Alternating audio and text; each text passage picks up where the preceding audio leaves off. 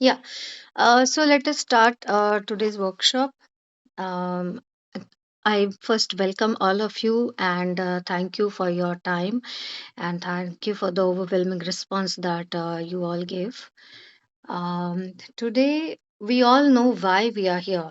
Today, we all know that what kind of incidents has happened, and but we know this all just from it's just a news which we have heard from someone else. I heard it from two sources, and I haven't seen this news in the newspaper or some other media. You might have seen, I have no idea about it, but this kind of um, case we have heard in the past as well, and therefore many parents had this concern as to what should be our strategy, or and you might be having much more concerns about it. So we decided to have this workshop, and in this workshop, there are two parts. There are two parties involved in this case. One party is the government of Sweden and its laws, and the other party is the parents. So, when we are here, when we have decided to stay in Sweden, and this is our choice, by our choice, we have come here, right? So, it is. So we have to follow the law of the land. That is very clear to everyone, and I'm very sure that you all accept this fact, and you're all I mean, you are with me. You agree with this thing, and so the other part, and it is not whether we like the laws, whether we don't like it, or whatever our opinion about it can differ. We can agree with it or not, and we can give our suggestions or something like that in a newspaper or to the government directly, but we like what is in our hands is our side, how we want to how in what way we want to parent our kids, and our parenting style and our strategy, our issues, our concerns, how we solve these issues. So that is what is in our hand, that is what is in our control. So why not explore those strategies, or why not see what we can do? And therefore we have organized this workshop. So before I start, I would like to give one statement which is given by Freud, who is called as the father of psychology. He said, when I was studying psychology, I had six kids. And I had six different types of theories on child parenting, or how to raise a child. But when I got six kids, I had no theory, because every child is different. So every theory, sometimes the theories work, sometimes they don't work. So in the similar way, whatever we are going to talk today, it might work, it may not work with your kid. You may agree with it or you may not agree with it. So therefore, um, but we have some general tips and some general observations which we would like to put forward in front of you. Before I go there, before I start with my presentation, I have I want to give you some more cases which I have come across, or which I have heard from some of my friends. 30 years back, there was a couple, an Italian couple, who had come to visit Sweden for 7 or 8 days, and somehow while they were on the streets roaming around, the father actually slapped the child, and this immediately somebody on the streets, they called the police, and the police straight away picked him up, the father. The child was sent to a foster care home. This is again a heard story which I must tell you. I have not read it anywhere. This is one of my friend who has told me. So this is one thing. Then there is another case which I have experienced myself. As you all know that I'm working as a mother tongue teacher, and I got a call from social sterility, and they had inquired about one child, and they asked me if you have seen any disturbance in the child, or have you seen that the child ever complained to you regarding his parents, or his or her parents. And unfortunately, I did not have any such observation. The child was very happy, and that child never showed me any such negative emotions or any disturbances, so there was nothing that I could tell them. But why I'm telling this you is that the government is very, very proactive. They are very vigilant. The citizens are very vigilant, and anybody can, they are very observant. Even in the bus, you must have observed it as well. So it's a very what I should say, very aware and very responsible society towards the kids, and they have adopted a Child Rights Act in 1979 when I was born. So it is that old. Their rules, their regulations are very old. So today I have called. We are joined by Mr. Tareq Sohail, and he's currently working with. I must tell you about him. He has done masters in psychology from Poland, and he's working with various Lara Forbindet, and he will be helping me to explain some child rights. He has also given me uh, a, a website which you can all refer to. I will post that website on the group, WhatsApp group. And I will be showing that link on my presentation as well. And you can all go through that website, and it's a very good resource for you to, for all of us to know what are the laws of the, or what are the rights of the child, which are mentioned in this on this website. So before we start, or before I ask Mr. Tariq to take over, for he will be talking for 10-15 minutes, and then I will start with my parenting tips and general, just some parenting tips. Because you know what, it's a huge group, and I'm not aware as to what is the age group of your kids. Some of you I know, so I know their age of their kids, but not everyone. So the tips that I have gathered is a very very, very common tips, and you might be already aware of them, and you might be already following those tips. I'm sure you're all aware parents, and so you must be aware of all those tips. But um but it's a good, I'll be giving some examples as well, so you might learn also something new. Okay, so before we start, let me tell you, can you see the presentation, because I can't see it? Yeah, we can see it. Ah, great. Okay. Thank you. uh, so the purpose of the workshop, this session is for giving basic information about child rights, and not for giving any legal advice. So whatever we'll be talking here is not any legal advice. So don't follow it I mean, blindly don't follow it. This is just an informative session. Hmm? Then the information on basic parenting practices, which I already told you, and to give a platform to express your concerns and your questions. So at the end of this session, we will open this platform for any questions and concerns. Okay, so what are the child rights? I would call Mr. Tariq Sohail Tariq to just take over, and whatever information or whatever experiences that you had, please share with us. Thank you. I'll switch off my camera so that Sohail, you can switch on yours. Hmm? Yeah, I think, may I share my presentation? Is it possible? Uh, Uh, then I will have to, okay. Mm. I'm sorry. Uh, We yeah. could have. Yeah, please Okay. come.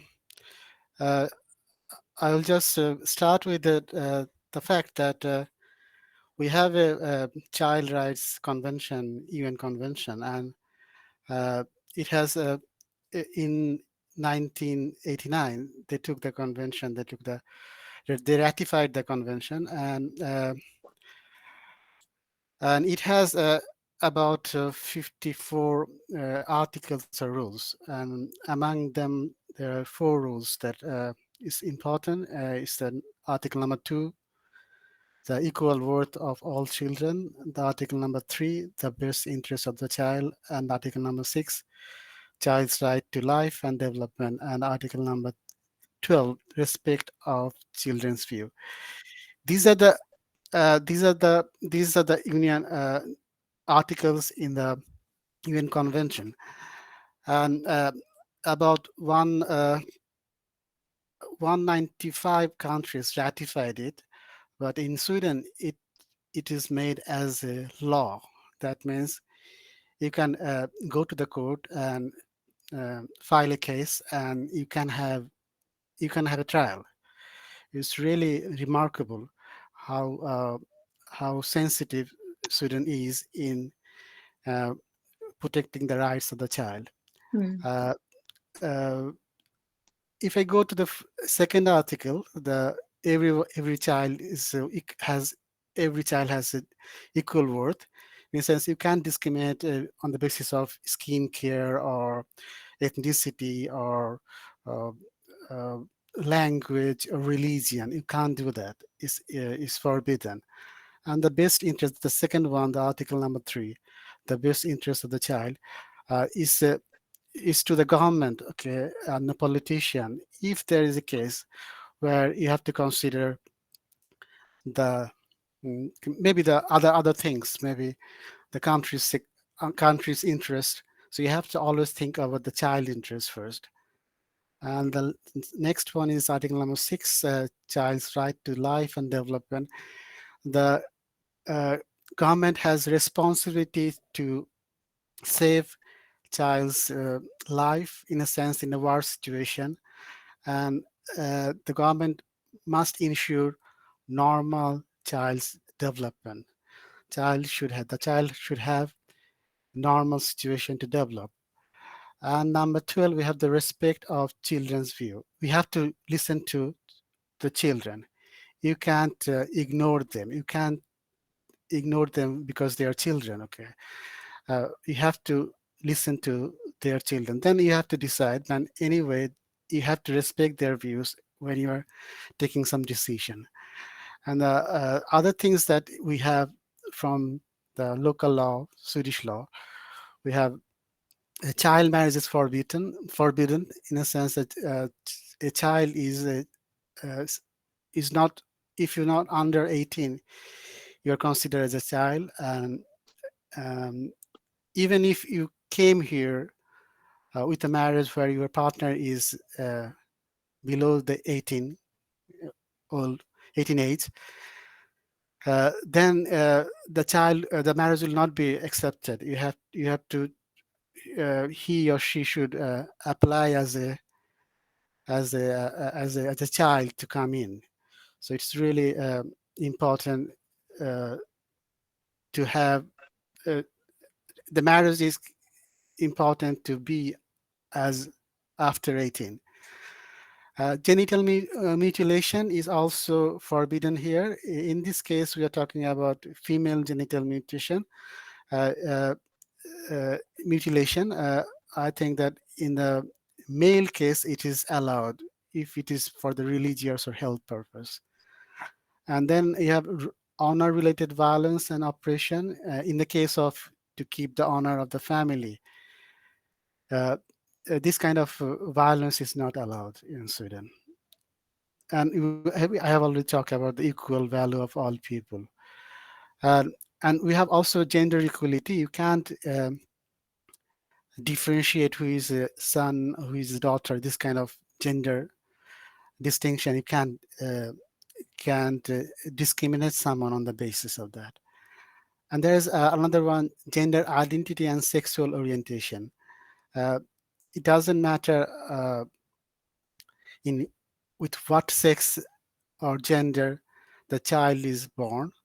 If it's important to have this, a child can have his or her own identity. It's a gender identity. Mhm. A child can be born as a boy, but afterward he or she feel like a, I think he can feel like a girl. Okay, so it is allowed to have a gender identity which is uh, not related to his or her sex or gender they are born with.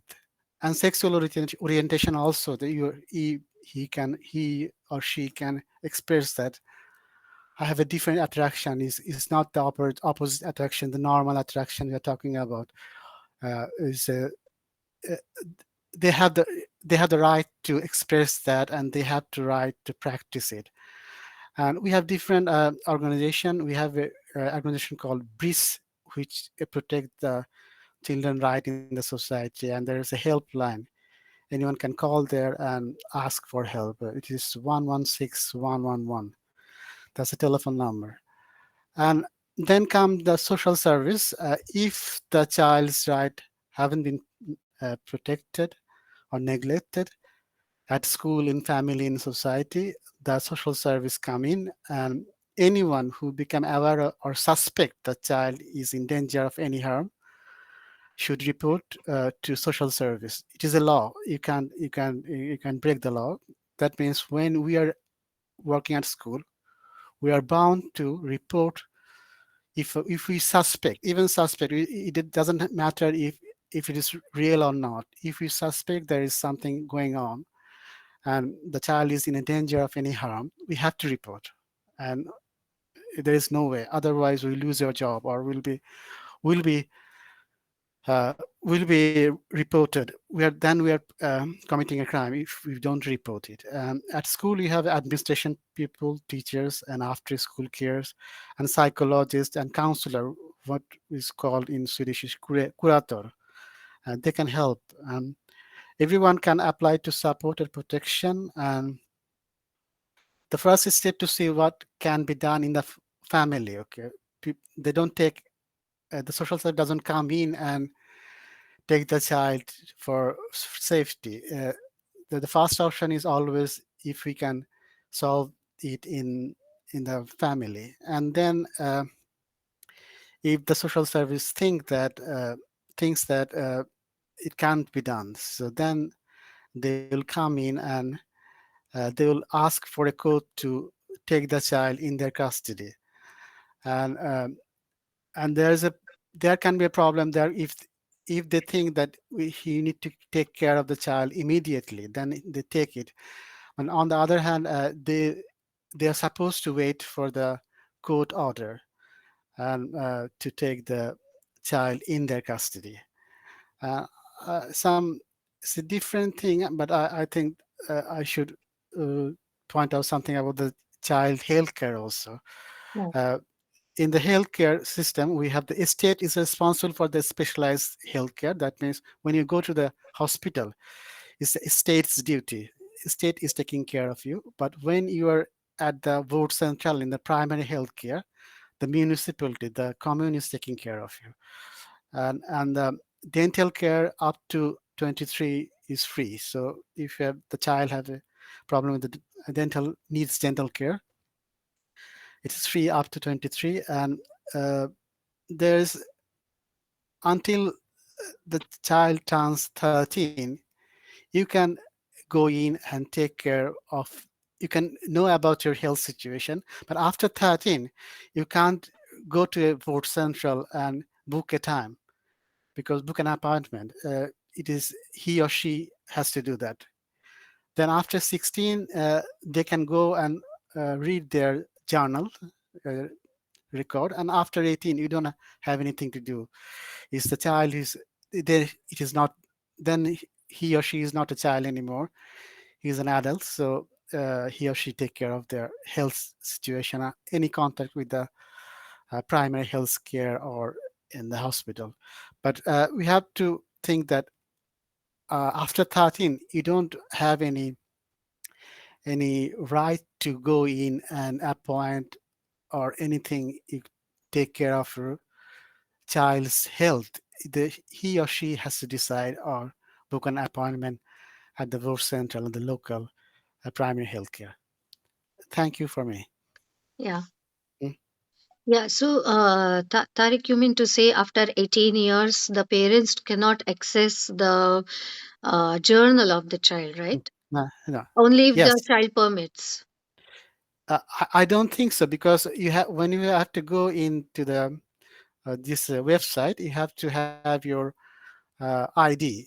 So you Oh, have this electronic ID, and the parents can log in. It's the okay, child. It's not child anymore. After 18, he's an adult or she is an adult, right. and then you have to log in with your ID, and the parents can do that. Yeah, okay. Mm, mm, Yeah, thank thank you you. so much, Tariq, for the Thank you. wonderful information and the detailed information.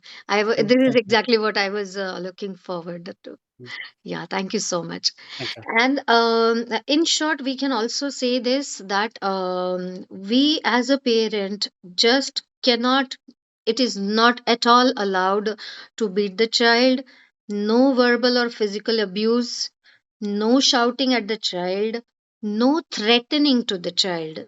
So even if the culture that we come from or the parenting that we have had, it's a very common thing that we have observed in our childhood. Ki, um, I'll say in Hindi because that it will give a good impact if we say it in our language कि अगर तुमने खाना नहीं खाया तो तुम्हें ऐसा करूंगी तुम्हें वैसा करूंगी आज आज अगर पढ़ाई नहीं की तो तुम्हें खाना नहीं मिलेगा you know those kind of threats, these are also threats, and this is also not permitted, if I understand right. Yes, Tariq, please say.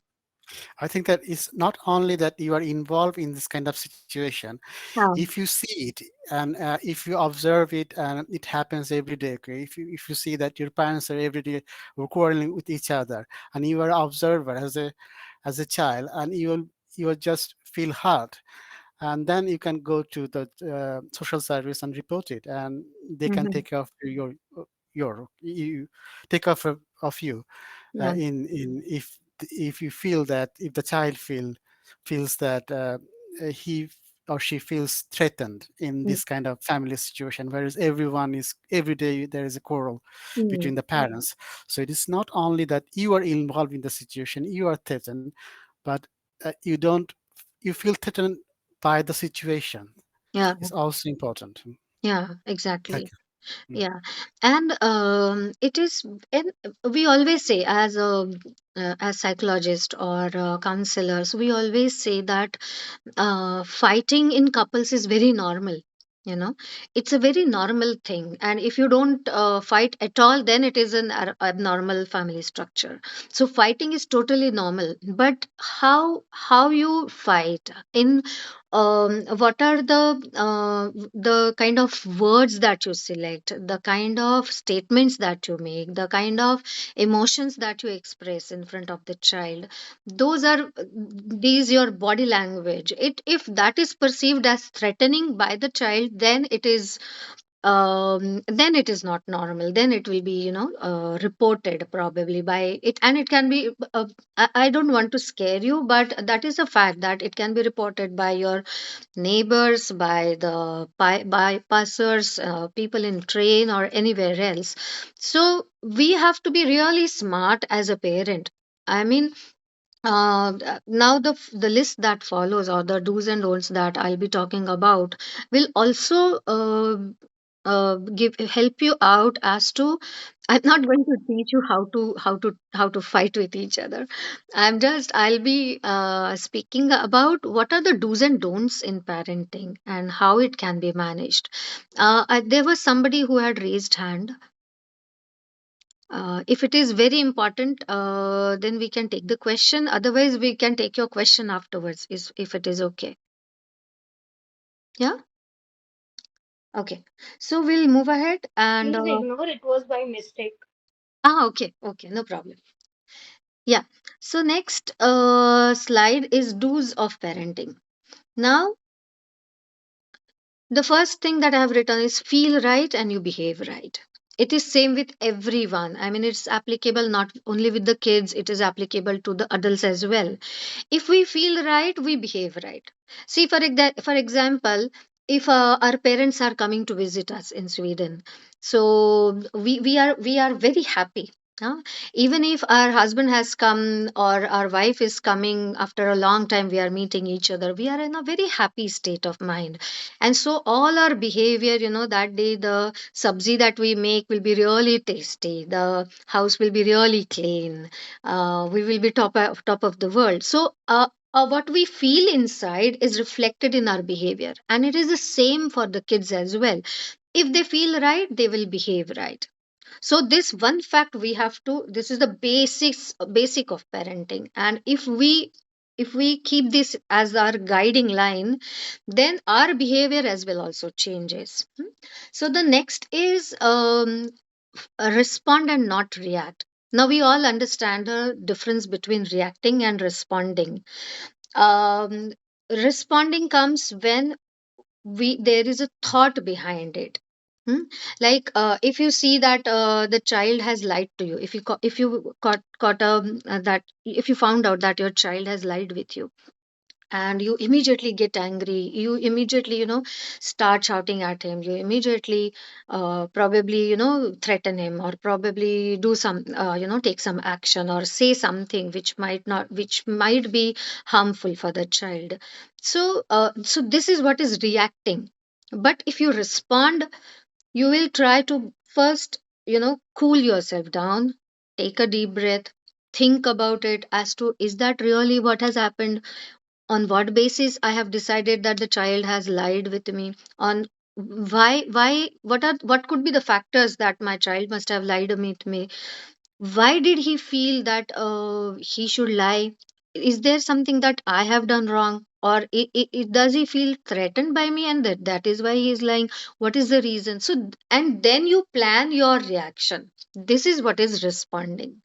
So if you are in the right mind, if you feel right, if you are relaxed, if you are connected with your own self, then you will also have this ability to respond and not to react. Then the third point that I've written is anger management skills. It's Getting angry is absolutely normal. Everybody gets angry, but the intensity and the expression of that anger, that is what changes. So we need to learn our anger management skills. That's one thing. Then again, listen and not hear. So here is, you just okay, you are making rotis, and your child comes and talk something to you, and you say okay, okay, fine, fine, ha ha, theek hai. Okay, so that is what is hearing. But listening is when you actually look into the child's eyes, you turn towards him, you look at his face, and you give nod, you show that you are interested in what he or she wants to talk with you, and then you actually hear it, listen it, and then comes the responding also. So if you are listening, you will respond. If you are just hearing, you will just react, you will just keep reacting. So these two are very much related with each other. So respond and not react, listen and not hear. This is very, very important. Then the next point comes is manage your stress and anxiety. We are all working, and we all know how much stress. We are all away from our comfort zone, we are all away from our relatives and our loved ones. We are in India, as we all know, we are so much dependent on our maids and all the services that we get, the home delivery, then everything. But here in Sweden, it is very difficult. We have to manage everything, right from washing the dishes and all.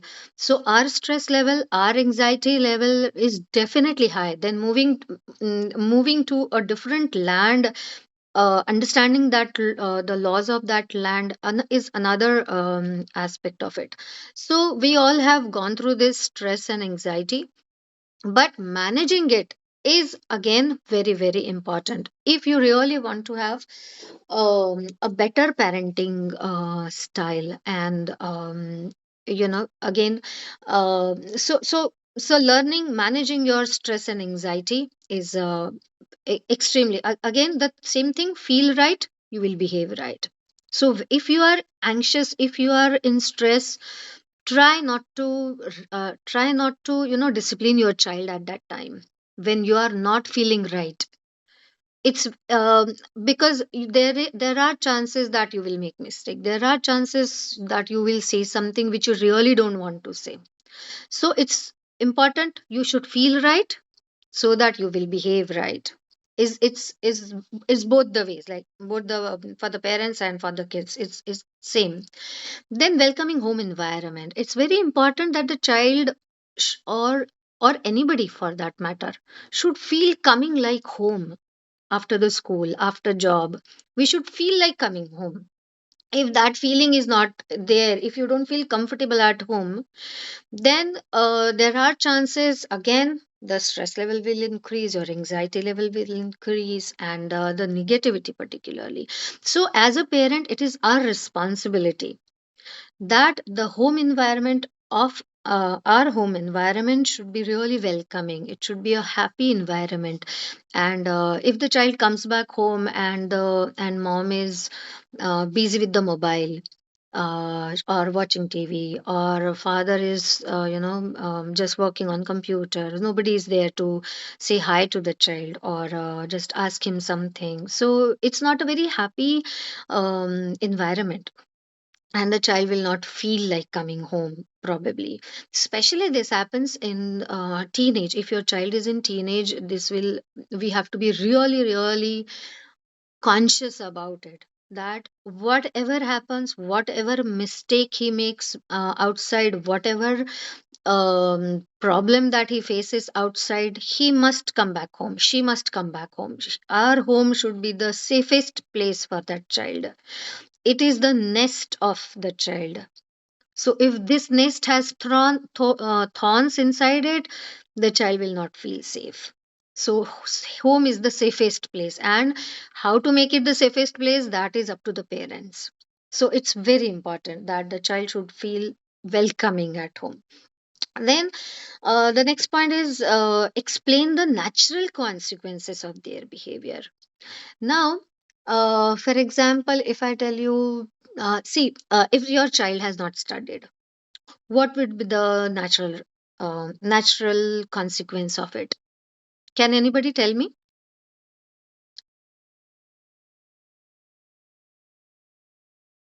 If I'll repeat my question. If your child has not studied, so what will be the natural consequence of it? Okay, so the natural consequence will be that the child will not um, get the knowledge, the child will not get good grades, the child will not excel in that subject, the child will have to face some trouble going ahead because his basic concepts will not be clear. Now at a very small age we will not be able to explain all these things to the child, but we never know, but we have to explain these natural consequences and not the threats.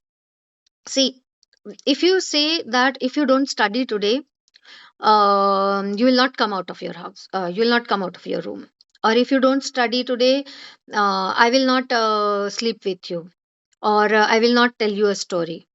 These are threats, these are not natural consequences of his not studying. Hmm? So we have to explain the natural consequences. If he climbs up, what can happen if he falls down? So that is the natural consequence. Yes, Sneha. Hi, Swapna. Hi, Yes. Swapna. Thank you for this session. Mhm. So far, as you asked, what are the consequences? You have answered it also. Mhm. But my question, which is also related to this, Mhm. that yes, there are consequences, but the problem is sometimes he doesn't understand the consequences Yeah. because they are like that. My son is 8. He is in third grade. My Mhm. daughter is 15. She is very sincere. She knows what to do, what she wants to achieve, what her aim is. So Right. she is following her path very properly. I'm Yeah. not very worried about her Mhm. since she had studied in India also. So she Right. know how the study should be and how should you follow.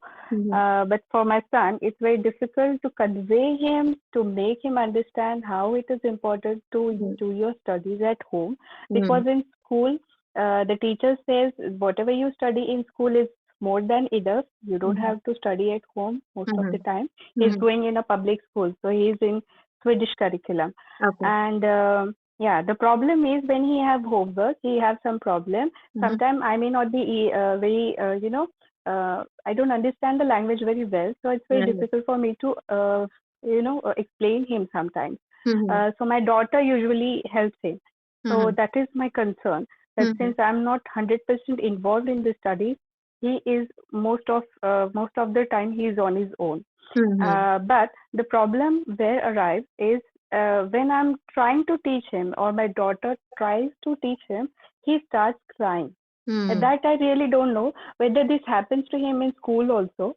I Mhm. don't know. I have to ask his teacher Yeah. since I'm having PTM this Monday, so I'll be Mhm. asking her that how he behaves in school. If he doesn't understand, does he raise his hand or Mhm. he just let go everything? So Okay. so far his language skills are good, getting good. His Swedish, his English, reading, writing, everything very well. I'm Mhm. trying to teach him how to write because his Mhm. handwriting is little bit not that good. So I can't understand sometimes what he's writing. So Okay. I'm trying to, make him convey how to read and write. Mm. But that is the problem that he starts crying. So Mm. how to deal with that emotional, Yeah. uh, See, outbreak when, yeah. yes, Yeah, thank I you. got your question. As I said, feel right. And if the child feels right, he will behave right. Okay. So at that moment when he's crying, that means he's not in a condition to understand anything. Whatever you are trying to make him understand, he's in that emotional status. So whenever he's in that status, don't try to convince him. Just leave the subject. Whenever he is in good happy mind, then you start again. I'm not asking you to surrender, or I'm not asking you to give up, but that is not the state when the child will listen to you. It's the same thing like when you are in stress, when you have so many things to do, and your husband or somebody else is asking you to do something else, they are demanding you to do something else, and you are just not in the state to do that. So you will keep reacting, that cycle will go on, wherein you will shout, the child will cry, or you will tell something, the child will not listen. So it's very important that the child is peaceful whenever you want to try to convey something, because their attention span is less, very small. So you also have to, put whatever you want to tell the child, it has to be very short, very specific words. Don't make it into a lecture. We also have this habit of starting lecture, giving lecture to our kids. So don't do that, because the attention span of the child is very small. So keep it short. Make sure that the child is in his right set of mind, and he's focused, he's not diverted by anything else, and after that only you try to convey that part. I hope that and I'm sure you all will have many questions going ahead, and I hope that this explanation helps you out, and going ahead you will also come across many more uh, things. Yeah, one more thing I wanted to tell you all. This is just a small presentation, but on each and every point, actually, there can be a workshop, because these topics are very huge. There are lots of techniques that parenting techniques that can be used and learned. Because of the shortage of time, I am just going ahead, running. I'm actually running. But in between, I will definitely answer your questions. Yeah. So as I said, explain the natural consequences of their behavior. Then the next point can also help you dealing with this, Snehal. The question that you asked to me, the next point can also help you to deal with that situation. That is, plan rewards and withdrawal of rewards beforehand, before the child starts throwing tantrum, before the child starts gets into that negative emotional state. it when the child is quiet and calm and in a happy state of mind, we can plan rewards for the child कि आपने अगर ऐसा किया तो आपको ये reward मिलेगा, आपने अगर ये नहीं किया तो ये रिवॉर्ड आपको नहीं मिलेगा. We are not, don't use the word punishment. We are not there to punish the child. We are there to just tell the child what is right, what is wrong, what is good for you, what is not good for you. That is what as a parent our job is to do, right? So do not use the word punishment. It's that it has a very negative connotation to it, but use the words that you will be giving rewards like some 10 minutes more of mobile game, or two more stories in the night, or some good food that the child likes. This can be also a reward for the child. And then the withdrawal of the reward, if the desired behavior is not shown by the child, so this reward will be withdrawn. So that can be one strategy to handle the child related issues. Then next is repeat your points in a calm and determined way every time. In short, that is what is called patience. We all keep hearing, keep patience, keep patience. It's very important. Parenting is all about patience. But how to keep that patience? Keeping that patience is basically repeating whatever instructions you want to give, whatever behaviors or the habits that you want to inculcate in the child. So repeat your points in a very calm and at the same time very determined way. Not as a beggar, like, kar lena aaj, please, aaj padhai kar lena. This is begging, right. या फिर चल ना school, तेरे को जाना important है school, कैसे तू मिस कर सकता है? No, this is begging. We have to be calm. You have to go to school. It is important for us. That's all. Repeat it till the child understands it. Every time. If the child does not understand, sometimes we have to let go. Sometimes we have to, say it little loud, but not not losing our control, not losing our calm. I would give you one example. During the COVID time, we were placed in schools. The mother tongue teachers in Sodatale commune, we were placed in schools, and we had been given some other jobs so that we don't have to travel too much around. And so I was in one of the schools, and there was one child who had some kind of diagnosis. And suddenly I was there in the classroom, and the class teacher had some work. She had to take some exam of the child or something, and so she went for 5 minutes outside. And there were two teachers, but unfortunately that day one of my colleague was not in the school, and I was there. I was looking after the kids. But within that 5 minutes, there was this one particular child who had diagnosis, who started, throwing small things, like a ball, a soft ball, not very hard ball, on his classmates. And when I tried to tell him that, please don't do this, he got very angry. He started throwing things. He started yeah he actually threw a chair on the floor, and he actually went into a, what you can say, he got disturbed actually. So and it was a mess, but and I got very scared because of his reaction, because I was new in the school. I had no way to make him understand, or to calm him down. He became quite disturbed. And so after 5 minutes, there was some commotion in the classroom, so the class teacher came back. And to my surprise, this teacher was so calm. She just told the kid, she spoke very calmly, very quietly, and in a very determined way. Of course she was used to this kind of his behavior, but keeping that patience, not shouting at the child at any cost, telling him what is right, what kind of behavior is right. I was so amazed to see that behavior by that teacher. And I mean, she did not get panic, and I had got panic for that matter there. So that is how, we as a parent, but of course the teachers are trained for it.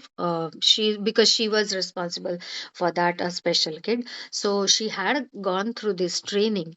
But even as a parent, we also need to be we also need to learn this skill, that if the child is in some emotional state, so he's throwing tantrum, he's kicking, he's throwing things or something like that, we just have to be calm, and we have to be determined, and we should not get into a tantrum, our own emotional tantrum. We should not get angry, we should not get frustrated.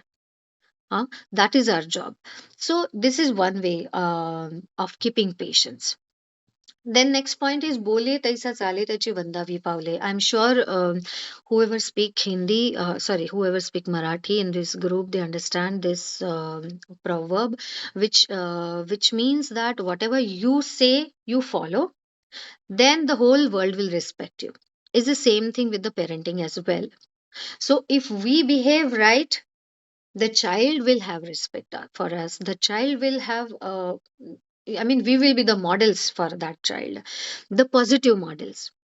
We also have negative models in front of us when we decide, okay, I'm not going to be like my father, or I'm not going to be like my mother. So these are negative models which we decide. So we always want to have we always want put ourselves as the positive models of our child. We can't I'm not using the ideal parent, nowhere. Nobody in the world can be an ideal person or an ideal parent. This, I'm saying this with my experience. But but uh, but we have to be positive models. We can make mistakes, but we have to be positive models as well. So let us go to the don'ts of in parenting. Don't make any promises which you can't keep. It's very, very, very important. Whatever promises you make, see to it that you can follow it. If you can't follow, just do not make that promises. Just say, okay, we will see to it, we'll think about it later. That way. Then don't threaten. We have covered this actually. Don't threaten, beat, scream, verbally or physically abuse your child. So we have covered this point as well. Then don't nag behind the child. Nagging is the worst thing that a parent does. Nagging is, I mean, if you nag behind a child, it is just going to make that child more irritated, more angry. It is not going to give you any results. Telling the child, just stop it there.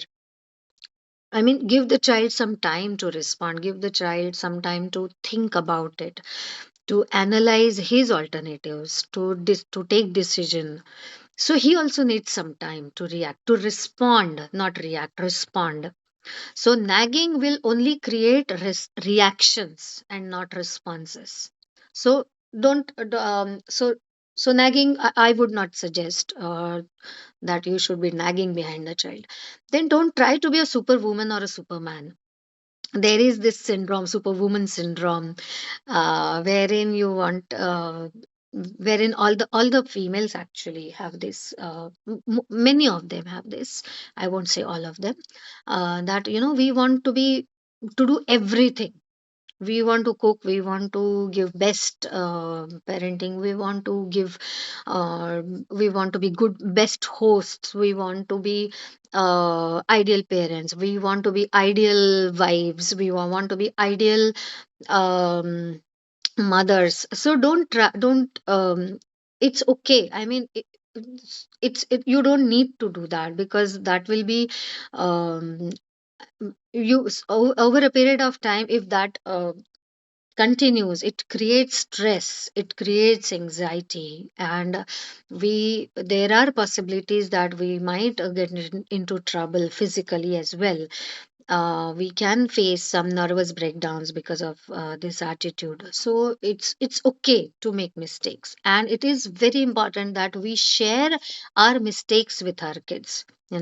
I'm not asking that to a 8 or a 10-year-old child you tell that, okay, when I had a boyfriend or I had a girlfriend. I'm not asking you to do that, and that was a mistake. Not to a 8 or 10-year-old child. We can't tell this, but yes, we can tell the child, like, there was a time when I stole a chocolate, and I felt very bad about it afterwards.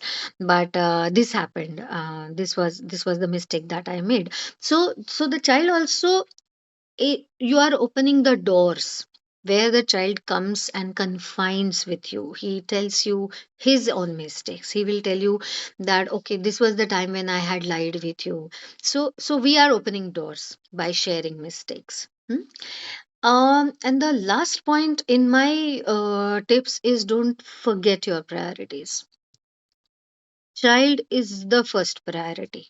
His health, his well-being, his safety, that is the first. And I'm very sure that you all are here because of that only. Your child is your first priority, and that is why you decided to give 1 hour of your weekend on this workshop. So your child is definitely your priority. But sometimes we do forget it, and we create our own stress, like, by trying to be superwoman or superman. And sometimes we do forget that our child is our priority, his health and everything. So that was my last tip that I wanted to give. And as I told you, I will be conducting workshops on parenting practices over a period of time. And if I do that, I will definitely inform you all. But since today's topic was different, and I wanted, and there was no particular age limit as to which age limit kids I will be talking about, or which parents I'm targeting. So therefore, these are the general uh, tips that a parent of for schooler class or a parent of a college going parent can also follow. So this is for the majority of the parents. I would ask you to give your honest feedback on the WhatsApp group, on the LinkedIn, where I will share some of the snaps of this workshop, email, messenger, whichever platform you find comfortable to use.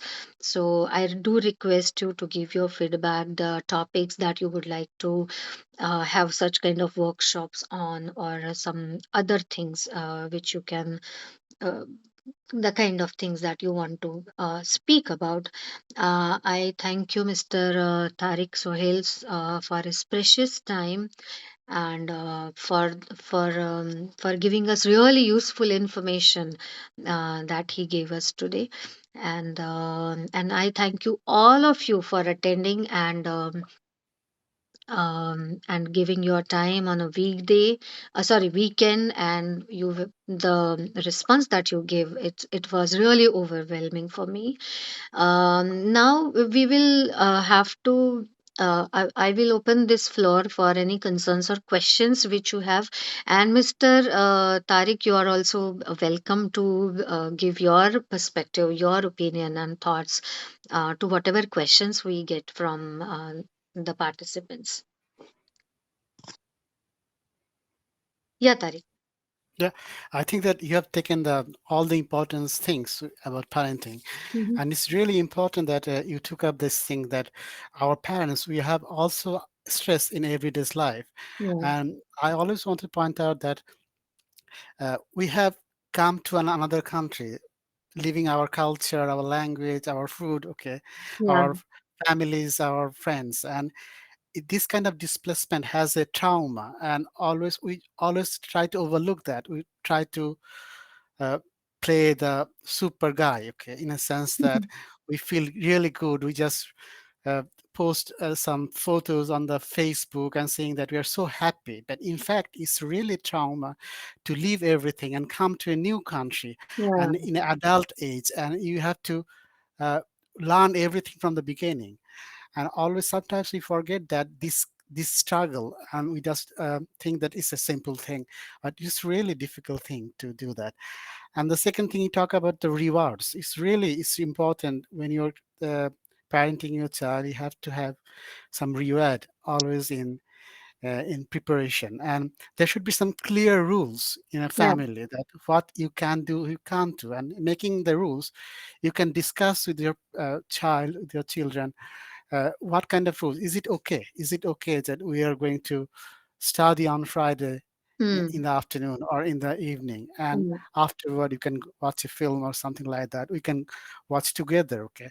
And when you're fixing a rules, uh, involve your children, okay? Involve the child, the person you are making a rule with, okay? So I think it's really important. And there was a question about there's a difference between the son and the daughter. I think this is normal thing. People doesn't develop at the same time at the same age, okay? So Mm. it differs.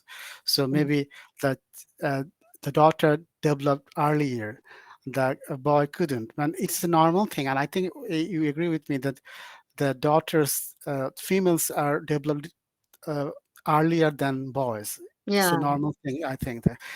And I would say that about the school system in Sweden, we don't have any exams, so we do not want to be worried about exam, but we have to be careful about the knowledge. If she or he gets knowledge, that's important, because when you finish class 9, when you get admitted to the college, you have to have some grades in different subjects. So you don't have to be worried about on other years. And we don't have any system in Sweden that you have to pass every year. Mm. If you don't pass anyway, you will go promoted to the next class. But you have to study. You have to fill in the gaps of the knowledge gap. You have to, but you don't have to stay in the same class. Don't have to repeat a class if you don't want to. You can stay here. You can go to the next class.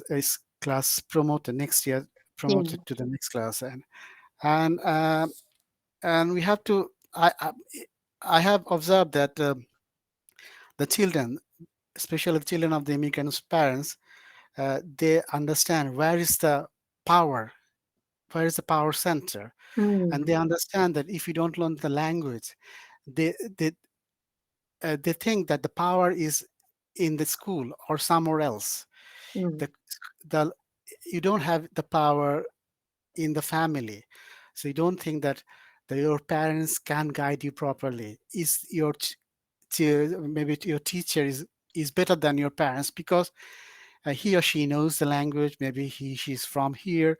So there is always a, I think, a power fight, or there's a tug of war, who is the center of the power to guide your children. And you Mm. have to remember, it's you, not the school, not the other people, not your neighbor. You have the right and the power to guide your children. And the last thing, I'll not talk too much.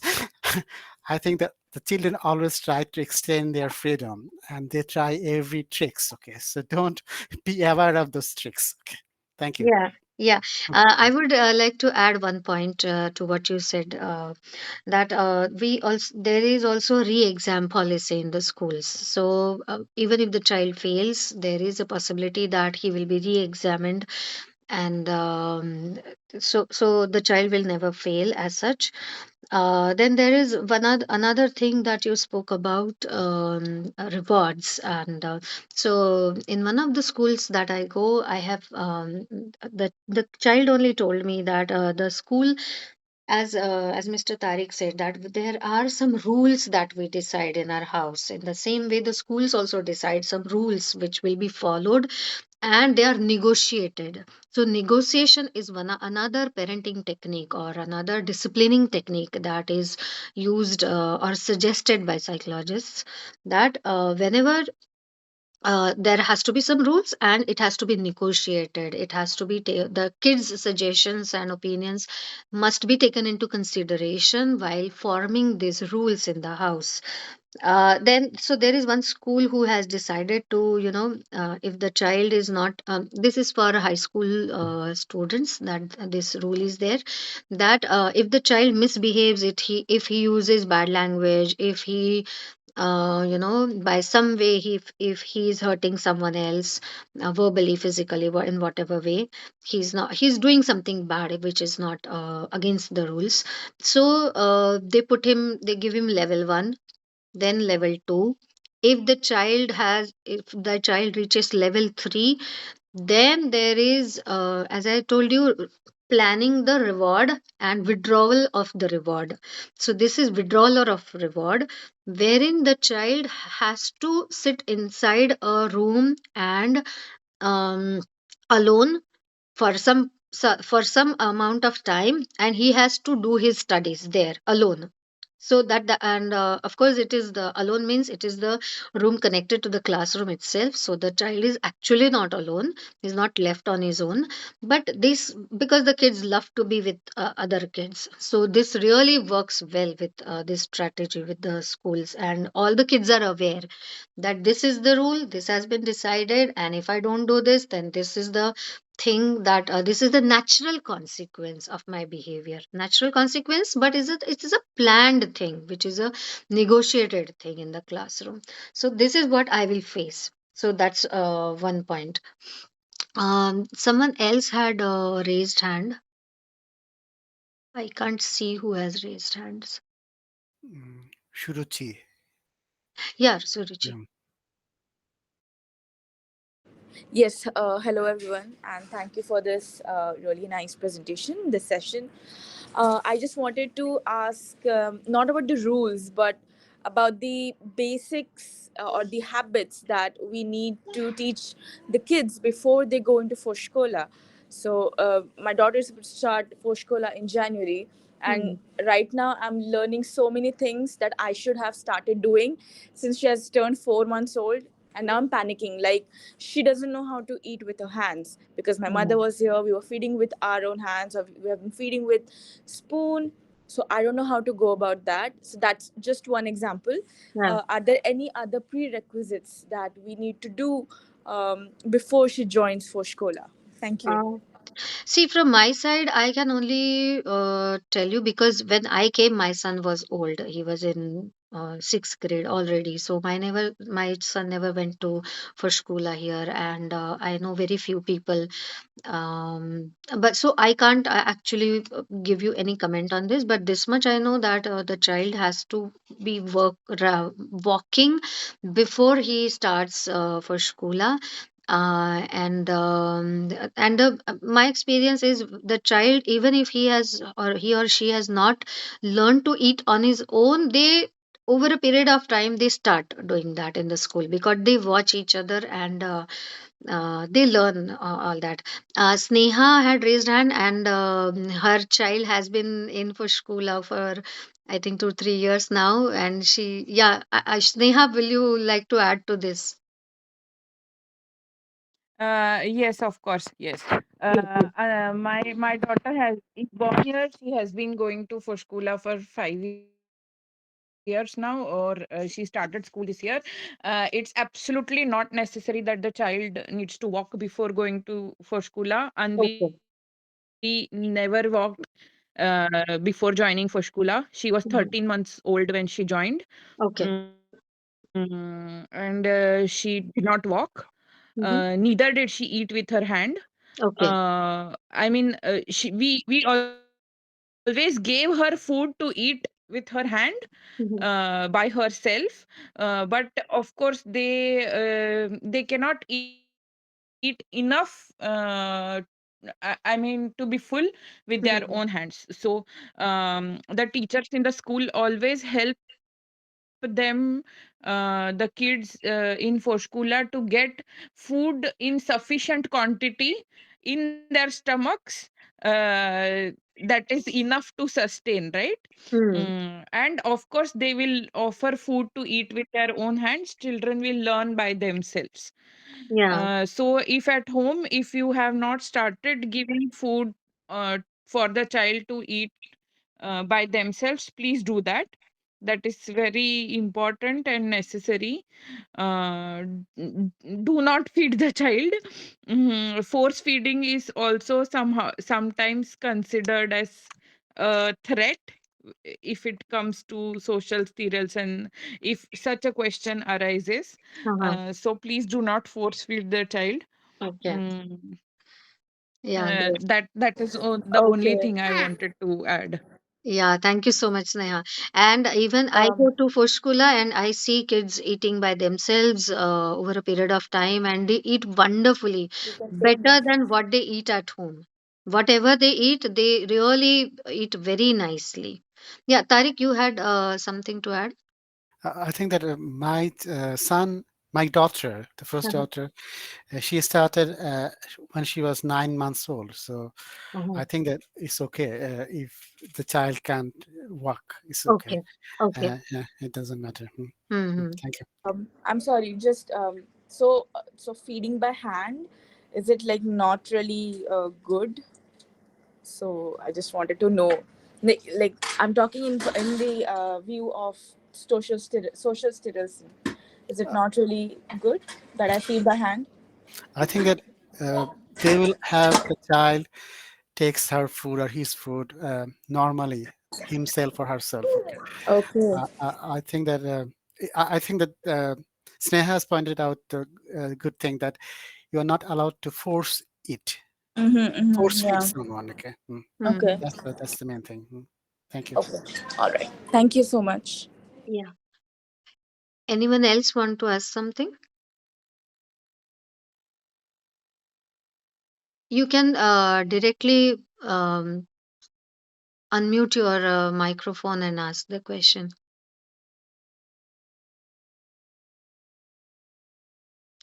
Okay, so we don't see any hands yet. So then, in that case, we will wrap up here. And if you have any more questions which you might have forgotten, or which you felt like afterwards you felt like asking, you can always write your question, send it to us, and I'll try my best to answer them. I'm also planning to take workshops, as I told you, based on different parenting practices and other issues. You can subscribe to my channel, which is Tosha Life Coach, where I keep posting different videos on different issues. Right now, I have started with anger management. I have already covered anxiety issues. Very small videos I'm putting, and it is just for helping people. If you have any personal issues which are beyond it, you can always go to the Watson Trollen, and there you can book appointment with the psychologist and psychiatrist, or you can ask for it, or wherever you feel comfortable with. So so it is but yes, if you feel that it is affecting your child, it is very important that you take help. There is nothing wrong in taking help, as we all need help some or the other point in our life. So I wish you all best of luck for your parenting journey, and I thank you, Mr. Tariq, again for being with us and Thank guiding you for us. having me. Yeah, thank you so Thank much. you. Yeah, yeah. Thank Bye you. bye, everyone. Bye bye. Yeah, please give your feedback.